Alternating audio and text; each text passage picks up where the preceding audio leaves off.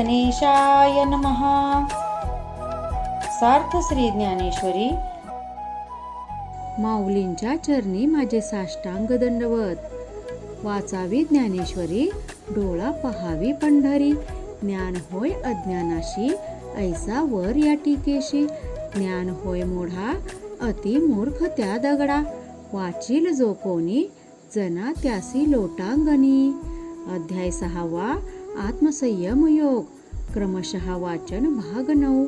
या भागात आपण 9वा अध्याय पूर्ण करणार आहोत. अरे अर्जुना, आणखी एक कौतुक पहा. ज्या मुक्ती मोक्ष लोकाच्या प्राप्तीसाठी इंद्राला 100 यज्ञ करावे लागतात, ते फळ भक्ताला आणि मोक्षार्थी पुरुषाला या मार्गाने सहज प्राप्त होते. मग तेथील निष्फळ होणारे भोग भोगण्याचेही त्याला काही काळाने कंटाळा येतो. ते सुख भोग त्याला अडसर वाटू लागतात. तो देवाला विचारू लागतो की, हे देवा, हे भोग भोगण्याचे विघ्न तू माझ्या मागे का बरे लावलेस. असा सुखभोगासही नको म्हणणारा आर्तजीव हा पुन्हा मनुष्य लोकात कुलवंत, धार्मिक आणि ससद्ध कुळात जन्म घेतो.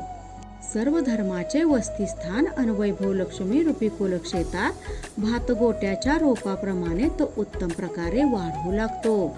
नीती धर्माचे पालन करणारे, सत्यवती आणि पवित्र भाषण करणारे, सुशील आणि सश्रद्ध अशा कुलाचा त्यास लाभ होतो. ते कुल असे असते की जिथे शास्त्रानुसार वर्तन आहे, स्वधर्मानुसार शुद्धाचरण आहे, जिथे प्रत्येक गोष्टीचा सारासार विचार केला जातो, ज्या कुळात ईश्वराचे अखंड चिंतन चालते, समाधानी स्त्री ह्या ज्या घराची स्वामिनी आहे, अशा पुण्य पावन आणि पवित्र सश्रद्ध भगवत भक्ती प्रिय कुळातच असा योगभ्रष्ट झालेला पुरुष हा त्याचा पुढील जन्म घेतो.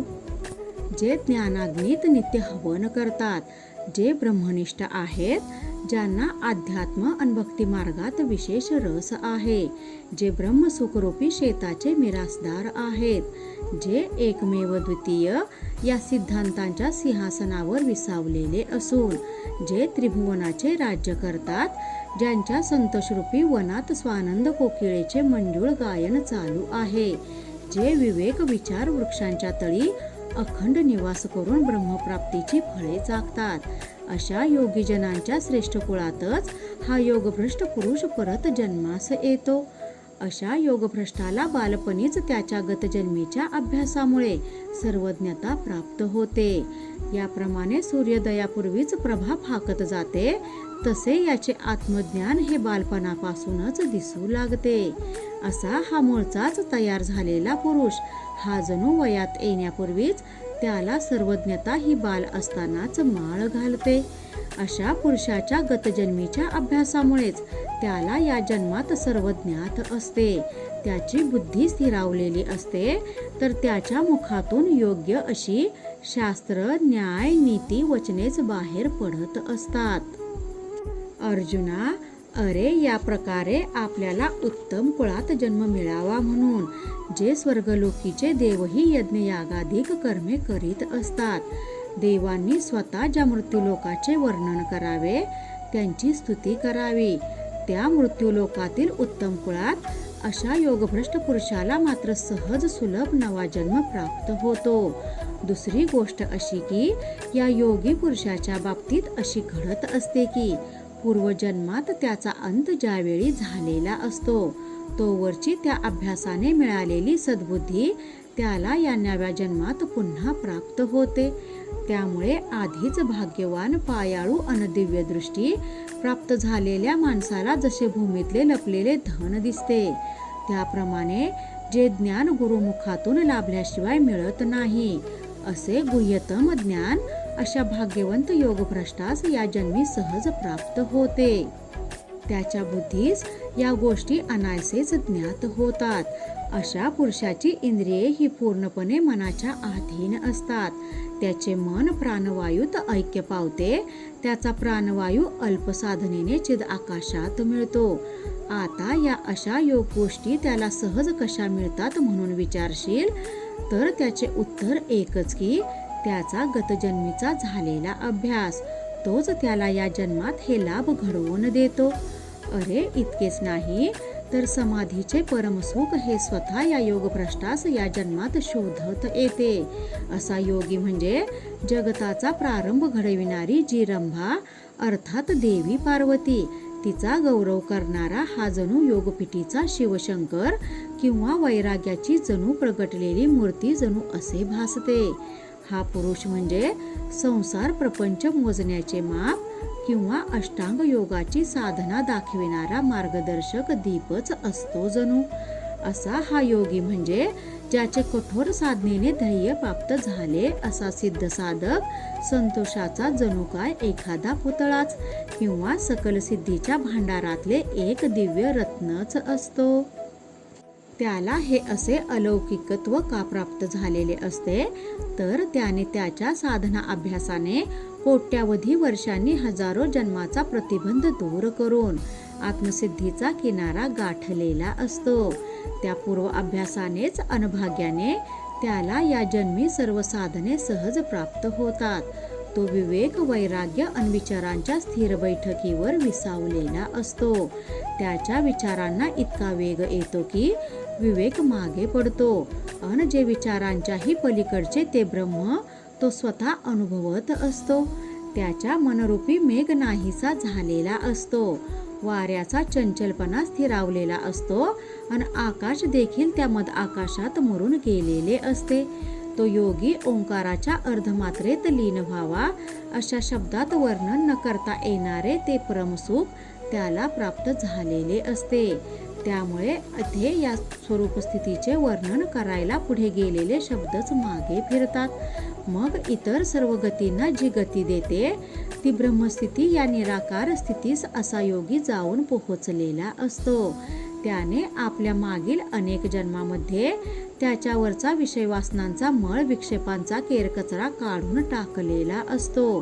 तो जीव थोड्या थोड्या साधना उपासनेने शुद्ध पवित्र होत आलेला असतो.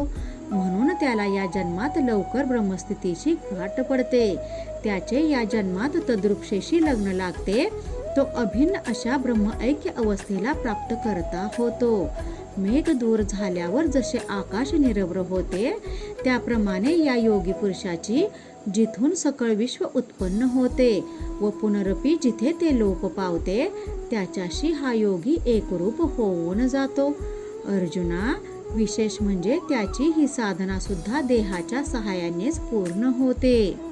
ज्या लाभासाठी कर्मनिष्ठ उपासक हे त्याच्या जवळच्या धैर्यरूपी बाहुबलावर कर्ममार्गाच्या प्रवाहामध्ये उडी घेतात किंवा ज्या एका वस्तूच्या प्राप्तीसाठी ज्ञानमार्गी पुरुष ज्ञानाचे कवच अंगी धारण करून संसार प्रपंचातील नाना शत्रूंच्या सोबत लढत असतात किंवा ज्या उच्च स्थानावरील ध्येयापर्यंत पोहोचण्यासाठी तपस्वी लोक घोर तपोसाधनेचा पर्वत चढून जातात, ज्या आत्मस्वरूप लाभासाठी भजनमार्गी लोक भजन करतात, ज्याच्यासाठी यज्ञ यागादिक साधना ही ज्ञानमार्गी लोक करतात, जो सर्वांनाच प्रिय अन पूजनीय हवा असणारा विषय आहे, तो परमात्मा जो साधकांचे अंतिम साध्य आहे, जी योगीजनांची अंतिम ऐक्यरूप स्वरूप स्थिती आहे, ते तत्व म्हणजेच अहम ब्रह्मास्मी, मी ब्रह्म आहे.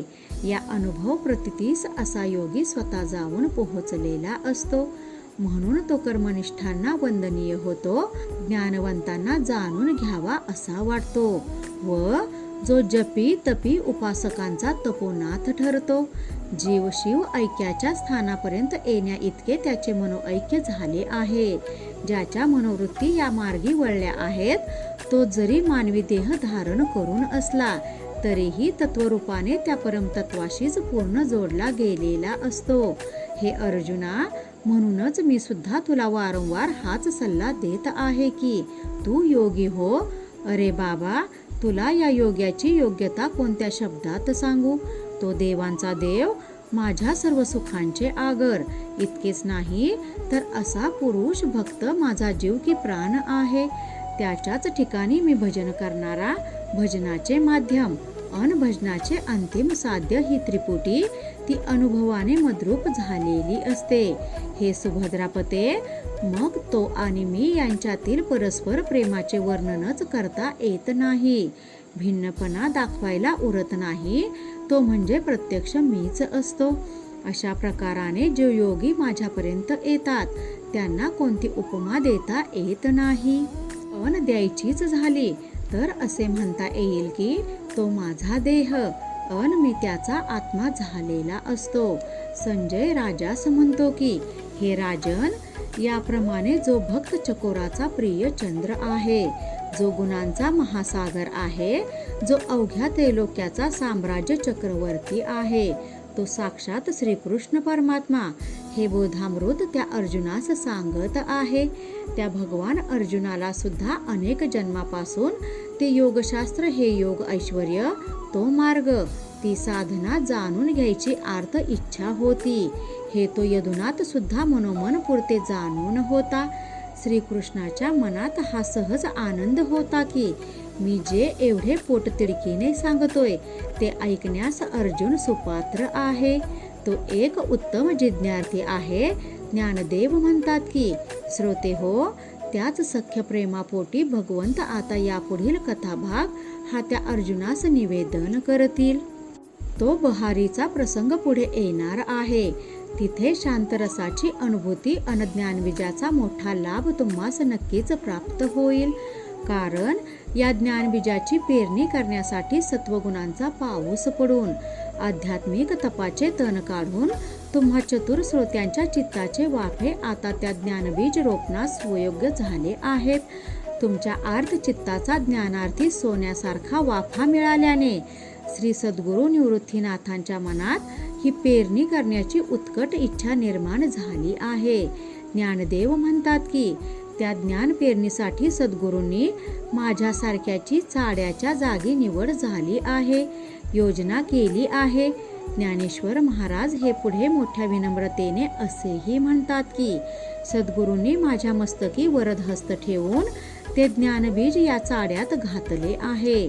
त्यामुळे माझ्या मुखातून जे जे काही ज्ञान आता बाहेर पडेल ते त्या संत सद्गुरूस पटणारे अन सत्यच असणारे असेच असेल. त्यामुळे तुम्हाला हीच विनवणी आहे की तो श्रीहरी जे काही बोलेल, सांगेल ते मी निवेदन करणार आहे. तुम्ही मात्र जीवाचे कान करून ते श्रवण करा, बुद्धीच्या डोळ्यांनी ते बघा अन तुमच्या चित्ताच्या ठायी चिंतनाने त्याचा उहापोह करा. हे ज्ञान तो भगवंताचा सांगावा तुम्ही श्रवणरूपी कानांनी तुमच्या हृदयात साठवून घ्या. ते शब्द, तो बोध तुम्हा सज्जनांच्या मनाला नक्कीच सुखावेल. तुम्ही त्या श्रवणानंदात रमून जाल. हे प्रभूंचे बोल तुम्हाला तुमचे स्वहित साधून देतील, तुमची पूर्णावस्था जागवतील आणि तुम्हा जीवावर सुखाची बरसात करतील. ज्ञानदेव म्हणतात की, आता तो माधव मुकुंद त्या आर्त अर्जुनाला जे कौतुकाने सांगेल ते त्यांचे बोलणे मी तुम्हाला प्राकृत ओवी रूपाने सांगेन. इथे श्री ज्ञानदेव रचित श्री ज्ञानेश्वरी अर्थात भावार्थ दीपिका या ग्रंथाचा 6वा अध्याय पूर्ण होतो. कृपा त्या ज्ञानेश्वरीची, करून घ्या शुद्धी भक्तीने अंतरंगाची. रामकृष्ण हरी. गीता भागवत ज्ञानेश्वरी.